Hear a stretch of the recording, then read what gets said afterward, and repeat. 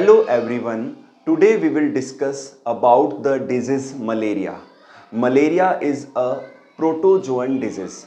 Malaria disease Plasmodium के द्वारा होती है. Plasmodium is the pathogen of malaria disease. ये ह्यूमन के अंदर इन्फेक्शन कॉज करते हैं. प्लाज्मोडियम की कई सारी स्पीसीज हैं जो मलेरिया डिजीज कॉज करती हैं, जैसे कि Plasmodium vivax, Plasmodium malariae, Plasmodium falciparum. इनमें जो सबसे ज़्यादा जो कॉमन है जो मलेरिया डिजीज कॉज करता है वो है प्लाज्मोडियम फैल्सीपेरम. प्लाज्मोडियम एक मॉस्किटो वेक्टर के द्वारा एक ह्यूमन से दूसरे ह्यूमन में ट्रांसमिट होता है. इस वेक्टर को कहते हैं female anopheles mosquito. Female anopheles mosquito is the vector of malaria disease. इसके काटने से एक ह्यूमन से दूसरे ह्यूमन में ये इन्फेक्शन फैलता है. जनरली ये जो मॉस्किटो हैं इनके जो एग हैं वो पानी में दिए जाते हैं और वहाँ से ये ग्रो करते हैं. हम यहाँ पर आज डिस्कस करेंगे life cycle of malarial parasite के बारे में. मलेरिया का जो पैरासाइट है प्लाज्मोडियम, ये दो होस्ट के अंदर कंप्लीट होता है. One is human and second is female anopheles mosquito. तो जो एसेक्सुअल साइकिल है, जो एसेक्सुअल फेज है, it occurs in the human body. And जो सेक्सुअल फेज या जो सेक्सुअल साइकिल है ये फीमेल एनोफिलीज मॉस्किटो में होता है. ऐसा फीमेल एनोफिलीज मॉस्किटो जिसकी सलाइवा के अंदर प्लाज्मोडियम है, ये जब किसी हेल्दी ह्यूमन को काटता है तो अपने सलाइवा के द्वारा इन प्लाज्मोडियम को ह्यूमन के ब्लड में रिलीज कर देता है. तो इनकी जो इन्फेक्टिव जो स्टेज है प्लाज्मोडियम की वो है स्पोरोजॉइट. तो स्पोरोजॉइट्स ब्लड में आने के बाद में ब्लड से मूव करते हैं लीवर के अंदर, और लीवर के अंदर जाने के बाद में लीवर की सेल्स में ये एसेक्सुअली मल्टीप्लाई करते हैं. एसेक्सुअली मल्टीप्लाई करने के बाद में लीवर की सेल से रिलीज होते हैं. अगेन ये ब्लड में आ जाते हैं. ब्लड में आने के बाद में ये एंटर होते हैं आरबीसीज के अंदर, रेड ब्लड सेल्स के अंदर.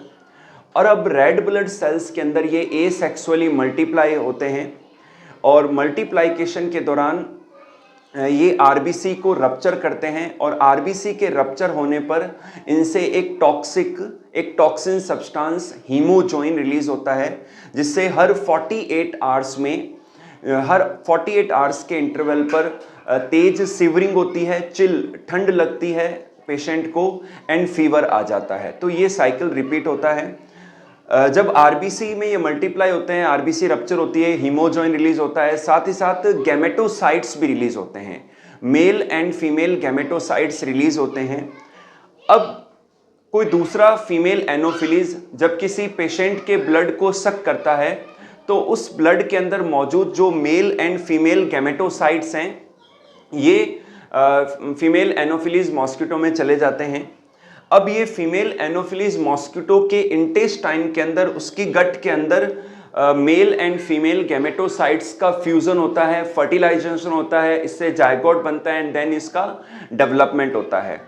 अब जो मॉस्किटो का जो इंटेस्टाइन है वहाँ पर फर्टिलाइजेशन एंड डेवलपमेंट होता है, और डेवलपमेंट के बाद में जो इनके स्पोरोजॉइड्स हैं ये अगेन आ जाते हैं मॉस्किटो के सलाइवरी ग्लैंड्स के अंदर.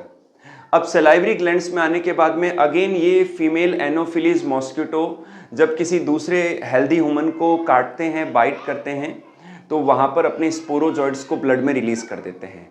तो इस तरीके से इनका साइकिल रिपीट होता रहता है. जो एसेक्सुअल फेज है ये ह्यूमन में पाया जाता है और जो सेक्सुअल फेज है ये फीमेल एनोफिलीज मॉस्किटो में पाया जाता है. इसीलिए ये मच्छर से फैलने वाली बीमारी है, मॉस्किटो से फैलने वाली बीमारी है.